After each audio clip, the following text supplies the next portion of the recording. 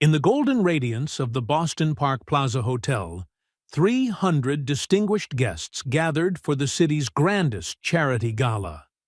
Amidst the laughter and the clinking of crystal glasses, every gaze turned away, avoiding the sight of Kate O'Hara, the young woman whose half-face bore the deep scar of fire, standing silently against the cold stone pillar in the corner of the room. Then suddenly, Michael Donovan, a humble waiter, set down his silver tray. He stepped forward, extended his hand toward Kate, inviting her to dance. Murmurs instantly spread across the hall, like a small ripple swelling into a storm. And at that exact moment, the band began to play. A melody so suffocatingly familiar. It was the very piece from the night the stage went up in flames 7 years ago. The piece Edward O'Hara, the powerful and cold CEO, had spent millions of dollars to erase from the world. Edward froze. Each step, each turn of his daughter on the dance floor was pulling out into the light the secrets he had buried for 7 long years. And what followed changed everything. This is the story of a single dance. The dance that shattered a father's pride and unleashed the truth the entire city of Boston had been waiting for. But to understand why that dance held such power, we must travel back 7 years in time, to that fateful night at the Boston Opera House, when the dream of a young dancer suddenly turned to ashes. 7 years ago, the Boston Opera House shone like a jewel in the heart of the city. It was the spring premiere of the Boston Youth Ballet, the most anticipated artistic event of the year. In the dressing room, 17-year-old Kate O'Hara stood before the large mirror. Her trembling hands tightened the ballet shoe ribbon one last time. Her name appeared on every poster. The press called her Boston's ballet angel. And tonight, she would take the lead role in Giselle. "Kate, are you ready?" Astrid Byrne, the artistic director at just 26, stepped in. In her anxious eyes, Astrid glanced briefly at the ceiling. All evening, she had smelled a strange burning odor, but the technicians reassured her it was only the air conditioning system. "Ready," Kate smiled, though her heartbeat pounded wildly. Out there, 800 spectators waited in anticipation. Among them was Edward O'Hara, her powerful father, who demanded absolute perfection from her. The door burst open. Colin Hayes, the 43-year-old stage engineer, rushed in with a pale face. "Astrid, the electrical system has a serious problem. We have to stop the performance immediately." "Stop?" Astrid was stunned. "Colin, you know that's impossible." "I've filed 3 reports already." Colin gripped Astrid's hand tightly. "The wiring is 15 years old, never replaced. The fire suppression system is shut off for maintenance and still unfinished. The emergency exits are blocked by props. Astrid, I beg you, don't let this performance go on." At that moment, Edward O'Hara appeared in the doorway, his black suit gleaming, his eyes cold. "What's going on here?" Colin swallowed hard and forced himself to speak. "Mr. O'Hara, about the safety issues." "Mr. Hayes." Edward cut him off, his voice like a blade. "We've invested $2 million in this performance. 800 spectators, including Boston's biggest sponsors, are waiting outside. I don't want to hear another word about safety." Kate looked at her father, then at Colin, the man who had cared for this stage for 20 years as if it were his own child. In his eyes, she saw real fear. "Dad, maybe we should—" "Kate!" Edward snapped at his daughter, his gaze sharp as ice. "Do you want to disgrace the O'Hara family? Do you want 800 people out there to believe Edward O'Hara's daughter is a coward, too weak to stand on stage?" The words pierced Kate's heart. For 17 years, she had lived only to make her father proud. Every bleeding hour of practice, every tear shed on the rehearsal floor, all of it for this moment. I will dance. Her voice trembled, but it was resolute. Colin Hayes stood frozen, watching the 17-year-old girl leave the dressing room with a look of despair. He had done everything he could. 10:45 p.m. The velvet curtain slowly rose. Kate stepped out beneath the spotlight, thunderous applause crashing over her. The sweet waltz melody floated from the orchestra, and her body began to move, graceful, fluid, like an angel taking flight. In the front row, Edward O'Hara smiled with pride. This was the moment he had always longed for. His daughter shining on the very stage he owned, but above, the 15-year-old electrical wires strained under overload. Heat built up. Tiny sparks began to flash like dangerous stars. 10:52 p.m. In the middle of Kate's most beautiful dance sequence, a loud explosion burst overhead. And then, the entire sky came crashing down. What fell was not glittering silk, but the blazing synthetic backdrop. Melting fabric, red-hot metal rained down like fire. Kate was in the center of the stage, but instead of running, her eyes suddenly caught Lucy Chen, a 12-year-old girl trapped under a fallen beam in the left corner. "Lucy!" Kate cried out and lunged toward her. That was the last moment of Kate O'Hara, the dancer. The massive burning backdrop fell just as she bent down to pull Lucy free. The molten synthetic material, like boiling acid, seared directly into the right half of Kate's face. Her scream of agony echoed through the theater, drowning out the panicked cries of 800 spectators stampeding for the exits. Edward O'Hara stood paralyzed in the front row. He watched his daughter, his only pride, collapse unconscious amid the sea of fire, half her face destroyed. And in his mind rang a chilling thought. I have killed my own daughter.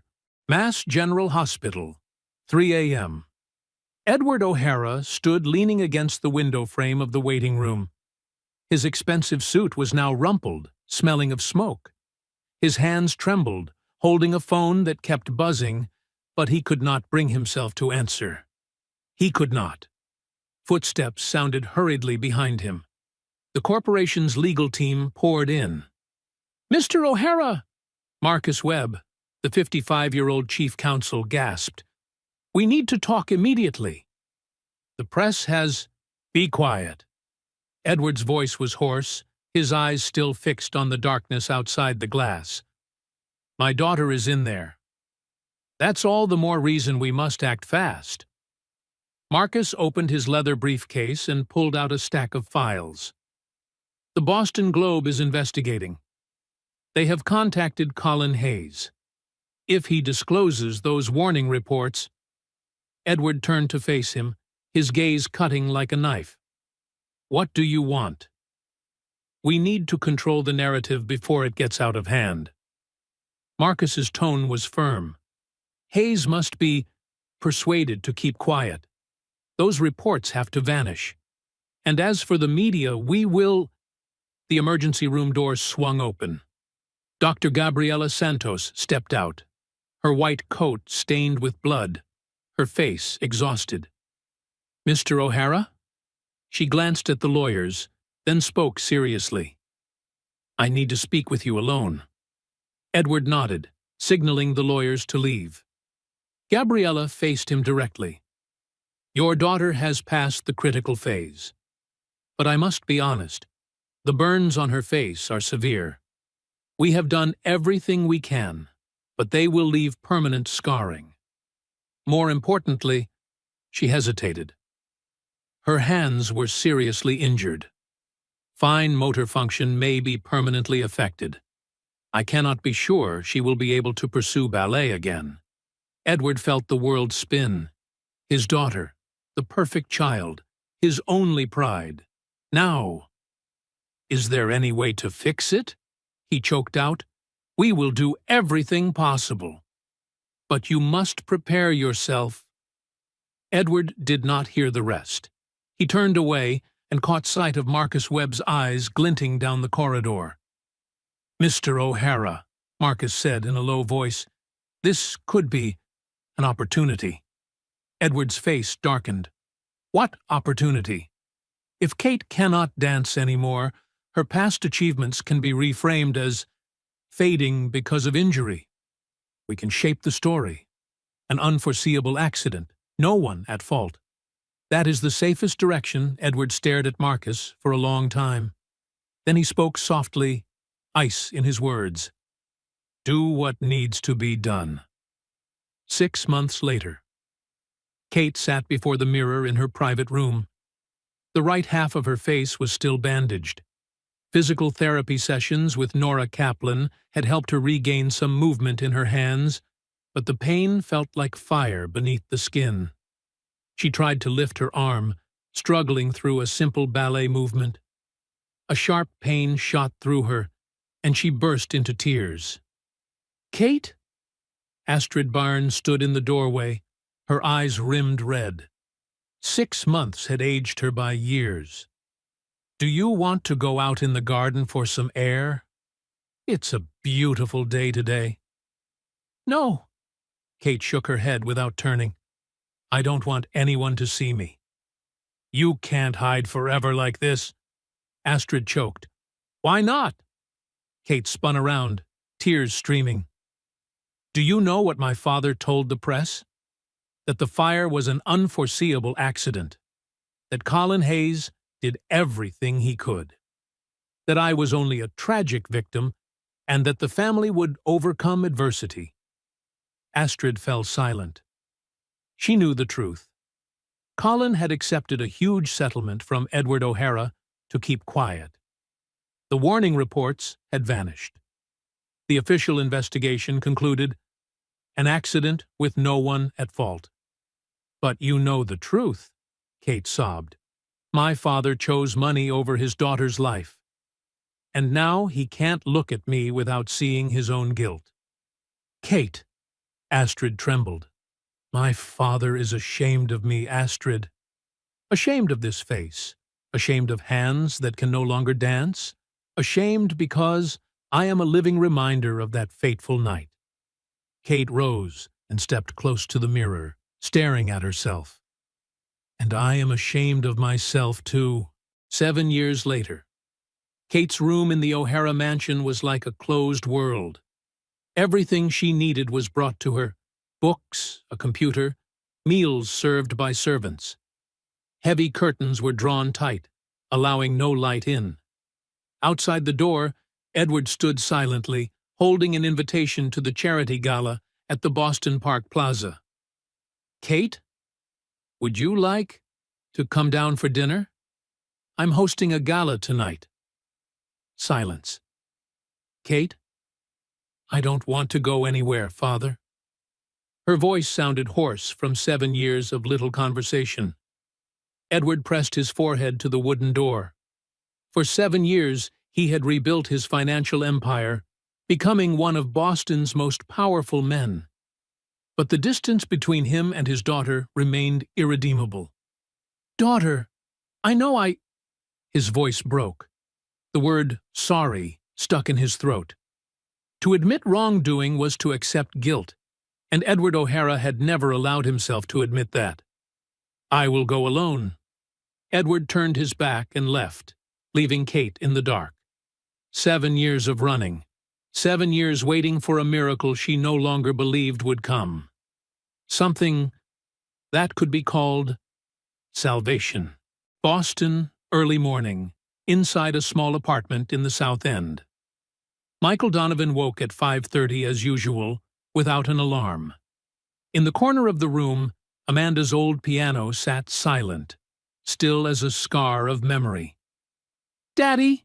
7-year-old Hannah Donovan, hair tousled, came bursting out of her bedroom, clutching a small music box.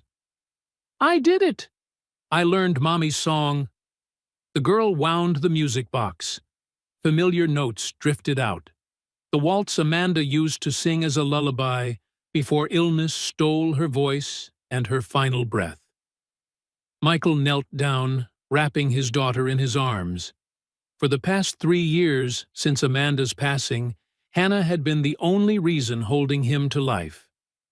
Beautiful, sweetheart. Mommy would be so proud. Michael kissed her forehead. Now get ready for school. I have to leave early for work today. You're working at the big hotel today, right? Hannah's eyes widened. Are there princesses there, Daddy? Michael smiled sadly. Not princesses, love. Just people with too much money. Hearing Hannah sing Amanda's song, Michael's memories flooded back. A frigid winter afternoon at Mass General Hospital, room 314. Amanda lay in the hospital bed, her face pale but her smile warm. Michael sat beside her, gripping her hand tightly. 4-year-old Hannah sat nearby, enchanted with the little music box. Michael, Amanda whispered weakly. Do you remember the first time we met? Michael nodded, tears streaming. It had been in a small cafe in Cambridge. Amanda was reading an astronomy book while he played piano for tips to cover tuition. You played for 2 hours straight. Amanda smiled faintly. Then I walked up and told you, you play well, but without feeling. Michael let out a choked laugh. And you taught me how to play with my heart. Now you must teach Hannah that. Amanda's gaze drifted to her daughter, her trembling finger brushing the music box. Music is more than sound. It's how we tell our story. That night, Amanda was gone. She left Michael with a 4-year-old daughter and a broken musical dream. Just a week later, he received an invitation to tour with the Boston Jazz Quartet, the opportunity he had waited for over 10 years. But Michael tore the letter apart. He chose to stay. He chose to be a father. Back to the present. Boston Park Plaza Hotel. Michael pushed a service cart down the luxurious corridors, the crystal lights glinting across his hair. For 2 years he had worked here, ever since he could no longer afford to rent a piano studio. Michael! Siobhan Donovan, his younger sister, called from the kitchen. Big gala tonight. You'll be serving the ground floor. And hey, she lowered her voice, do you know who's coming? No. Who? Edward O'Hara. And his daughter Michael froze for a moment. In 3 years living in Boston, he had heard whispers about Kate O'Hara. Once the pride of the city, now a tragic legend few dared mention aloud. They say she has never appeared in public, Michael said quietly. Exactly. 7 years, Siobhan sighed. It's heartbreaking. She was so beautiful, so talented. Now she's what? Michael pressed. Siobhan's eyes grew distant. Our family used to work for the Boston Opera House, that fire night. Michael, there were things that didn't add up. A lot of things, meanwhile. At the O'Hara mansion. Kate stood before her wardrobe, staring at the dark blue dress Edward had sent up. The first 17 years of her life had been full of vibrant colors. Pink, yellow, sparkling rehearsal outfits. The 7 years since had been only black, gray, and shadow. Her hand touched the right side of her face, where the scars had healed but never vanished. Dr. Gabriela Santos had done all she could, but no miracle could erase what the fire had carved into her skin. Knock, knock. Kate? Edward's voice came through the door. Are you ready? The car is here. Kate looked at herself in the mirror. Her blonde hair fell to cover half her face, heavy makeup softening the scar. She had learned to stand at an angle, to walk in shadow, to avoid direct eyes. Why do you want me to go tonight? She asked through the door. Edward hesitated. In truth, Professor Ruth Carlin, chairwoman of the board, had questioned Kate's mysterious absence from every event. Rumors spread that she had died, that she was locked away, even institutionalized. Edward needed to prove to investors that Kate was still alive, still the perfect daughter in the public's eye. "Because I want everyone to see how beautiful and strong my daughter is," Edward replied, though even he did not believe his own words. Kate opened the door. She wore the long dark blue gown, her hair veiling half her face. In the dim light, she was still beautiful, fragile, shattered, yet captivating. Edward's chest tightened as he looked at her.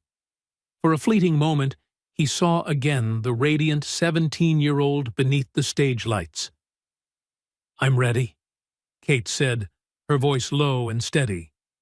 Father and daughter entered the limousine. All the way to the Boston Park Plaza, they sat in silence. Edward buried in financial reports, Kate gazing through the window at a Boston that had changed during her 7 years of disappearance from the world. Neither of them knew. Tonight would be the night everything changed. The night when the truth would finally be set free. Boston Park Plaza Hotel, 7:30 p.m. Brilliant chandeliers poured down on the grand hall like a waterfall of light, as streams of guests walked the red carpet to the sound of soft music. Michael Donovan stood by the bar, arranging trays of champagne, his eyes following the dazzling parade of Boston's elite. In the distance, Dante Harrington, the 40-year-old PR director with a flawless smile, coordinated the media team. In Vivian North's hand, a phone streamed live, its lens sweeping across the ballroom. "Hello, everyone. I'm Vivian North, and this is Boston's most spectacular charity gala," she narrated sweetly to more than 500,000 viewers. Near the stage, Serena Whitlow clutched her tablet tightly, scanning every detail like a general surveying the battlefield. Finn O'Connell wiped sweat from his forehead as he prepared to lead the orchestra. "Remember to avoid the restricted pieces," Serena instructed, her tone firm. "Especially, no one is permitted to touch any melody from the Boston Opera House performance in 2017. Finn nodded, though his chest tightened. To be an artist and censor yourself, was that still art? By about 8:15, murmurs rippled through the hall. From the main entrance, Edward O'Hara strode in, his tailored black suit radiating the presence of a king at a ball. But the eyes of the crowd were not on him. They were fixed on the woman walking behind. Kate O'Hara appeared like a figure from a sorrowful dream. A dark blue gown hugged her slender frame, blonde hair veiled half her face, blue eyes lowered, avoiding every gaze. "My God, is that Kate O'Hara?" a woman whispered. "I thought she was dead. Look, her face." Each whisper pierced Kate like a knife in the back. She hurried forward, following her father to the VIP section, then slipped into a dark corner. From the bar, Michael saw it all. His heart swayed.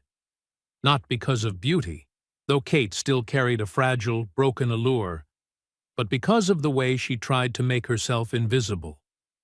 The slight tremor of her shoulders each time someone passed. He recognized it. Hannah had done the same after Amanda's death, shrinking herself, trying to become air to escape the weight of pitying eyes. When the clock neared 8:45, Edward O'Hara took the stage. His voice rang through the microphone across the hall. "Ladies and gentlemen, I am Edward O'Hara, CEO of O'Hara Holdings. Welcome to our annual charity gala." He began with familiar lines about social responsibility and community contributions. Then his eyes drifted down, landing on Kate, hunched in the far corner. "In business, as in life," Edward continued, his tone subtly shifting, "we must always strive for perfection. O'Hara Holdings exists because of the highest standards. Each word, perfection, standards, stabbed at Kate's heart. For 7 years, she had been the living proof of imperfection her father wished buried. And sometimes, what fails to meet the standard must be concealed to protect the greater image. The words struck like a slap. Publicly, her father had turned his daughter's existence into something shameful. Michael, standing nearby, saw Kate grip her champagne glass until her knuckles turned white. A tear glistened at the corner of her blue eye. At 9 o'clock sharp, Edward concluded his speech. "And now, please enjoy the music." On the conductor's podium, Finn O'Connell bent over the sheet music. Amid Serena's official playlist, there was a handwritten page. The handwriting was unmistakable. Astrid Byrne. It was the very waltz from that night at the Boston Opera House 7 years ago. Finn looked up. Across the crowd, Kate trembled, lost among the sea of people. His heart clenched. His entire life he had pursued art, but for years he had played only safe music to please the powerful. Now was the moment to choose. Stay silent, or let the music speak the truth. He raised his hand and counted. The first notes rose, the fateful waltz. Edward froze, as if struck by lightning. This was the melody he had spent millions to erase from the city's memory. In the corner, Kate heard it, and her whole body shook. It was the last piece she had danced to with unbroken legs, with a face untouched by fire. Michael saw her about to shatter. Without a thought, he set his tray of champagne on the nearest table and walked toward Kate. In the stunned silence of the ballroom, the waiter extended his hand to the billionaire's daughter. "Forgive me," Michael whispered, "just for Kate.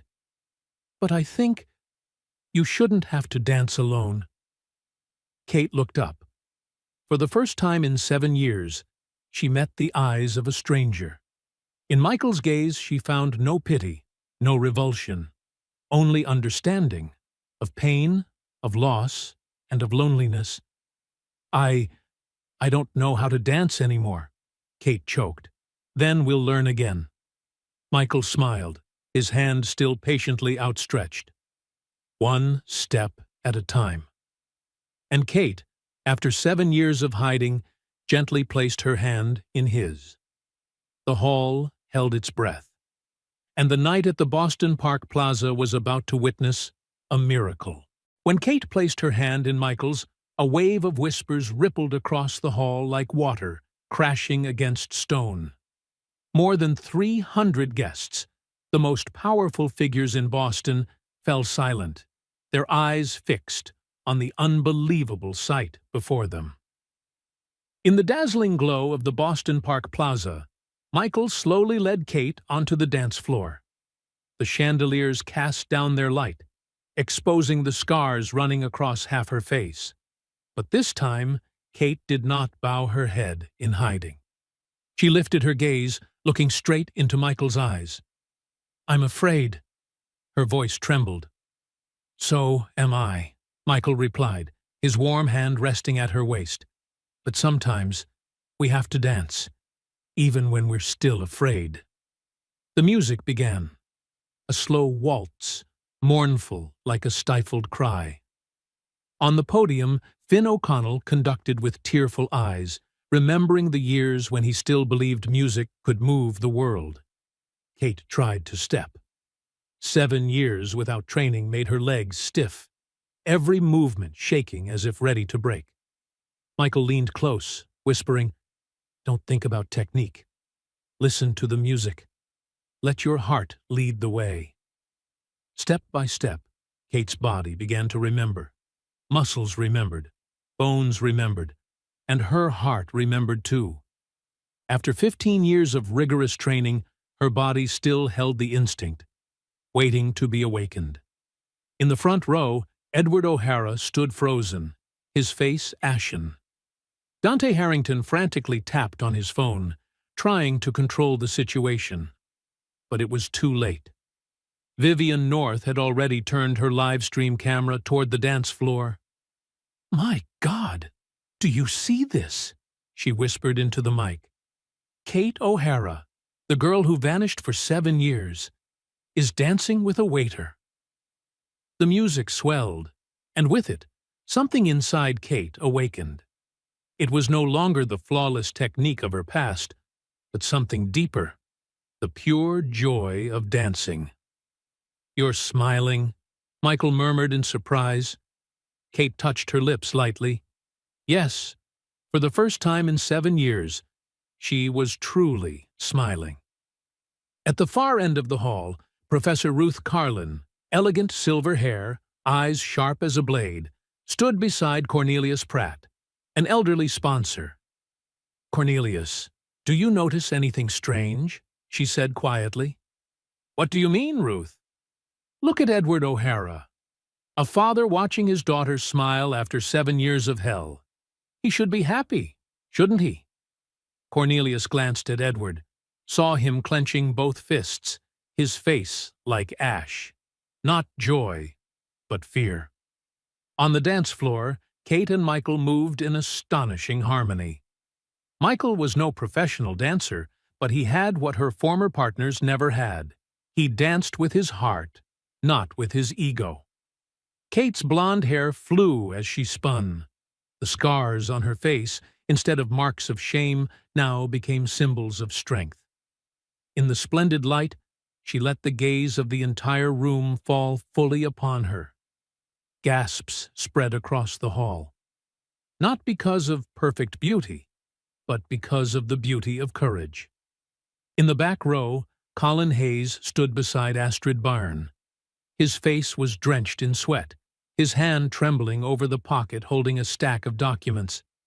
"Astrid, we have to do something." "I already did," Astrid answered, her eyes on Finn, the one conducting the forbidden piece. "But now, you must have the courage to tell the truth." Colin swallowed hard, heart pounding. In his pocket was everything. Emails, safety reports, proof that Edward had slashed safety budgets to increase profits. The music reached its climax. Kate spun, performing a sequence of movements thought lost forever.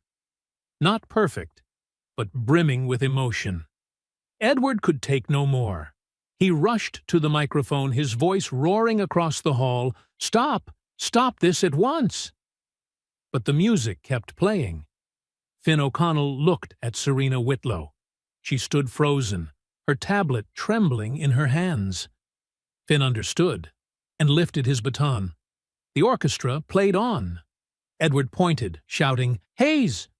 You have no right—" Kate stopped dancing. She turned to face her father directly. "Father, I am dancing. You are disgracing the family. You're making all of us—" Edward halted, realizing what he had just said in front of hundreds of witnesses and a live stream camera broadcasting to tens of thousands. "Making all of us what, Father?" Kate stepped forward, for the first time in 7 years revealing her full face. "Ashamed? Like you've been ashamed of me for 7 years?" The hall held its breath. Only the hum of the air conditioning and the pounding of hearts filled the silence. "Kate!" Edward's voice shook. "No, Father. For 7 years I stayed silent so you could keep hiding. But tonight I will speak." Kate turned toward the hall, her voice clear, each word cutting through the silence like a blade. "Do you want to know the truth about the night the Boston Opera House burned?" And that was the moment everything would change. Boston Park Plaza, 9:07 p.m. The entire hall was silent. 300 guests held their breath. On Vivian North's phone screen, the live stream audience surged, crossing 50,000. Beneath the glittering chandeliers, Kate O'Hara stood tall, her scarred face revealed for the first time. After 7 years, she no longer bowed before the stares of the crowd.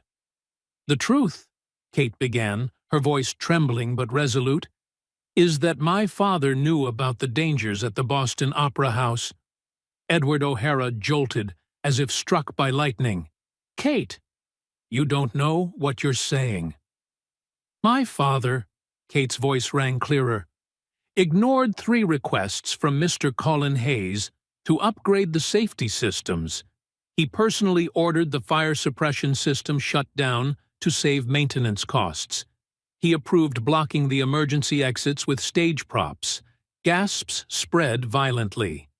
In the front row, Professor Ruth Carlin and Cornelius Pratt exchanged sharp glances. The long whispered rumors were being confirmed. "And when I was injured," Kate's voice broke, tears streaming down her cheeks, "he did not think of saving me. He only thought of burying the truth." From the back of the hall, a man's voice rang out, "Enough!" Colin Hayes stepped forward, his face lined with guilt, clutching a thick folder in his hands. "I can no longer remain silent. I am Colin Hayes, chief engineer of the Boston Opera House in 2017. And I have the evidence." He raised the folder high, his voice trembling yet clear. "On August 15th, 2017, I emailed Edward O'Hara, warning that the wiring was dangerously outdated.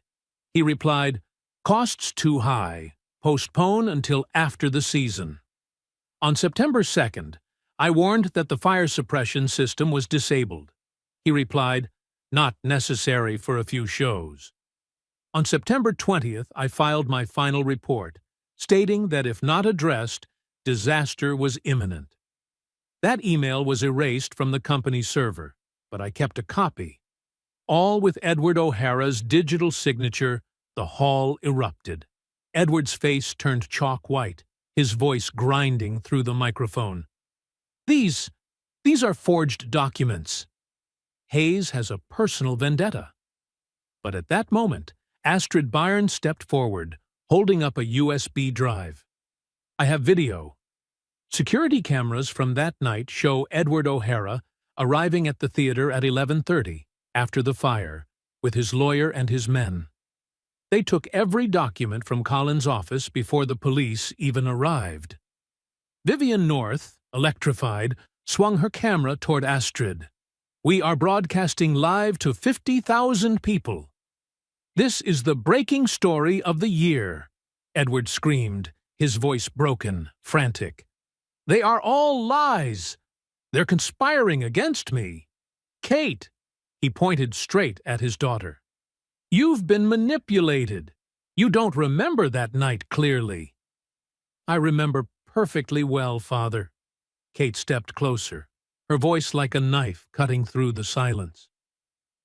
"I remember you arriving at the hospital with lawyers before the doctors.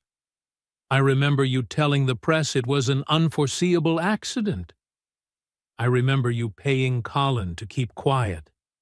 Edward's hand shook, raised toward her. "Kate, don't—" "But what I remember most," Kate cut him off, her eyes blazing, "is you telling me this face was your failure, that every time you looked at me, you saw your business mistake." The hall exploded. Some stormed out. Others raised phones to record every moment. The entire ballroom had turned into a public courtroom. Edward stood rooted in place. For the first time in his life, he realized he had lost everything: his reputation, his company, and his only daughter. "Kate," his voice cracked, "I never meant—" "7 years, Father." Kate's tears streamed, yet her head remained high. 7 years I lived like a prisoner in my own house. 7 years I believed I was a burden, a disgrace. 7 years I asked myself why the only father I had could not love me. With this face. Michael stepped forward, placing a steady hand on her shoulder. Kate drew a deep breath. "But now I understand. It wasn't because I was shameful. It was because every time you saw me, you saw your own guilt." Professor Ruth Carlin rose from the front row, her voice cutting through the air like a blade. Edward O'Hara. As chair of the board, I hereby declare you suspended from all positions at O'Hara Holdings effective immediately, pending investigation. Cornelius Pratt nodded firmly. The investors will withdraw at once.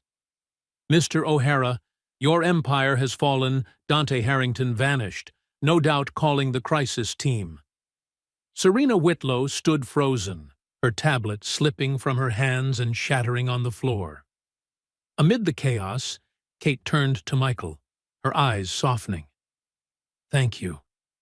Thank you for giving me the courage to dance. Michael smiled. Thank you. For showing me that sometimes we must tear down in order to rebuild. From the back of the room, a small voice rang out. You dance so beautifully. You look like a real princess. 7-year-old Hannah Donovan ran forward, throwing her arms around Kate. She had been watching it all from the kitchen door. Kate knelt, embracing the child. And for the first time in 7 years, she felt loved, without condition. Amid the ruins of an empire built on lies, Kate O'Hara finally found what she had lost long ago.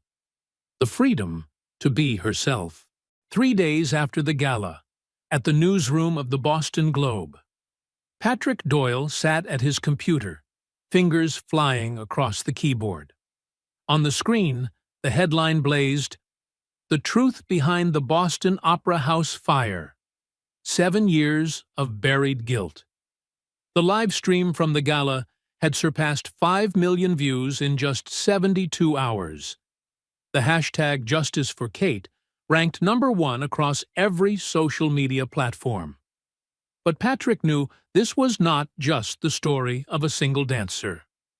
Doyle, the editor-in-chief's voice called from the corner office, we need more on the other victims. I hear Kate O'Hara wasn't the only one the fire affected. Patrick reopened the investigation files, eyes scanning the words he had been chasing for 3 days. Lucy Chen, the 12-year-old girl Kate saved, now 19, a Harvard medical student. Her legs were permanently injured, her dream of becoming a dancer gone. Marcus Webb, a young male dancer, hands severely burned, forced to abandon the stage, now working as an office clerk.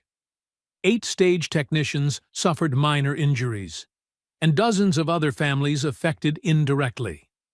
Patrick typed into his article, Edward O'Hara did not only destroy his daughter's life, he buried an entire generation of Boston's young artists at the Suffolk County District Attorney's Office.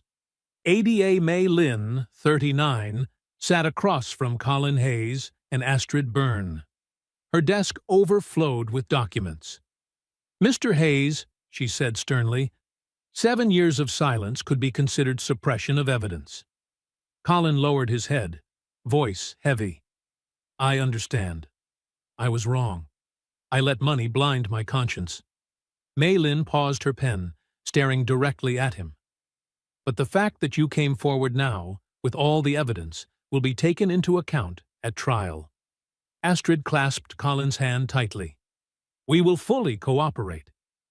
Kate, and all the other victims, they deserve justice.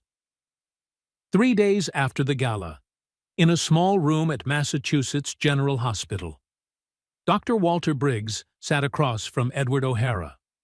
The man once the symbol of Boston's power now looked decades older. His hair was gray and unkempt, his shoulders hunched, his eyes empty. Edward, the doctor began gently, do you want to talk about how you feel? I've lost everything, Edward whispered.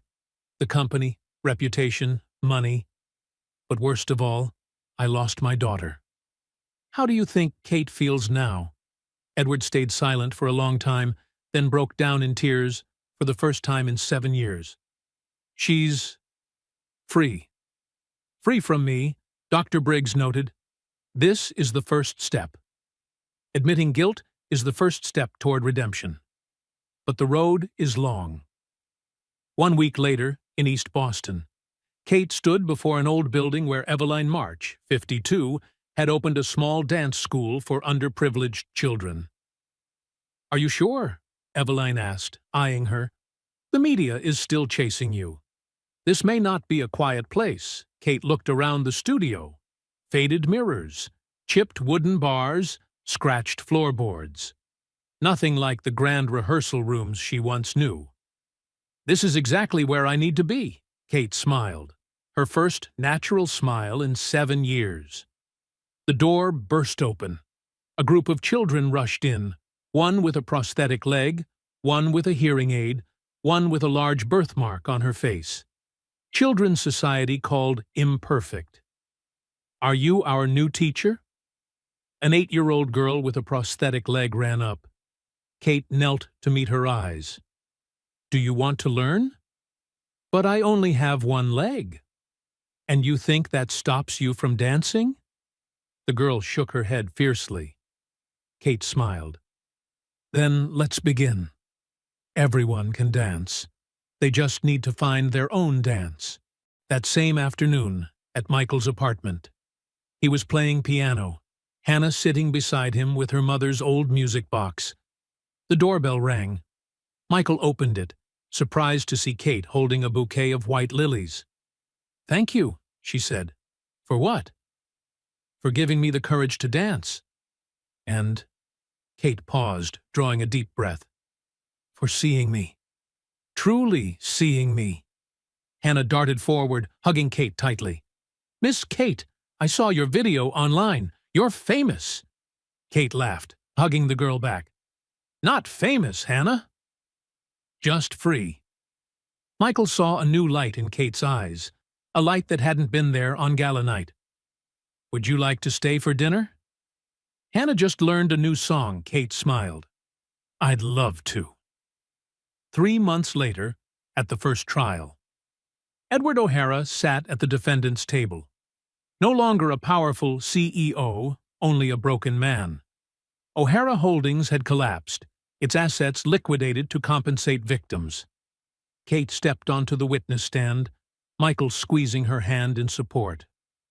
She looked directly at her father. "I do not stand here for revenge.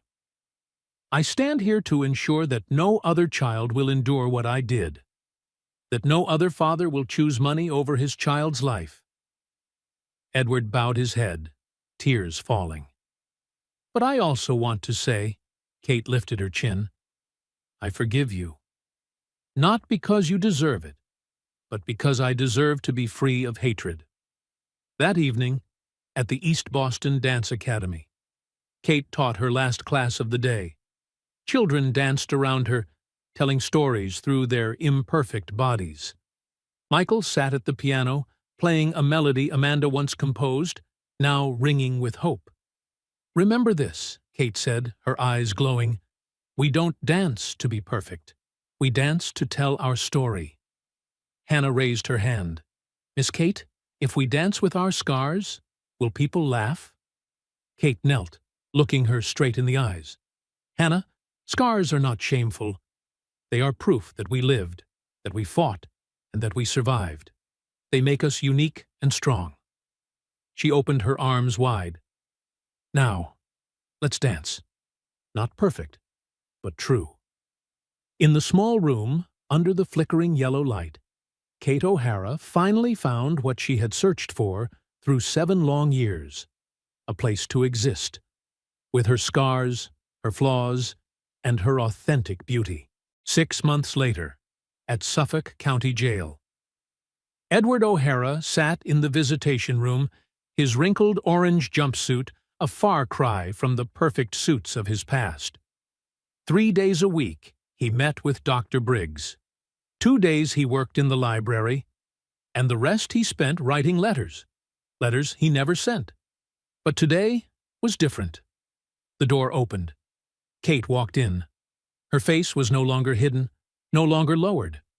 A light blue sweater, her hair tied neatly back, a book in her hand. "Kate," Edward rasped, standing, "you came to visit me." "I came to say goodbye." Kate sat across from him. "I'm moving away." Edward's chest clenched. Moving where? San Francisco. Michael got a position at the Conservatory of Music. Hannah will transfer schools. And I... Kate smiled softly. I'll open a dance studio for special children. Do you regret it? Kate asked, her tone not hateful, only curious. Edward stayed silent for a long time. 6 months in prison had stripped him of every illusion. Only bare truth remained. I regret not protecting you, he finally said, but I do not regret losing everything, because if I hadn't lost it all, I would never have woken up. Kate nodded. Dr. Briggs says you're making progress. Can you forgive me? Kate met her father's eyes, for the first time in her life without fear. I already forgave you, Father. But forgiveness doesn't mean forgetting. And it doesn't mean I'll stay so you can redeem yourself. She set the book on the table, a psychology volume filled with bookmarks. For you. I marked the parts about loving without controlling, about lifting without smothering.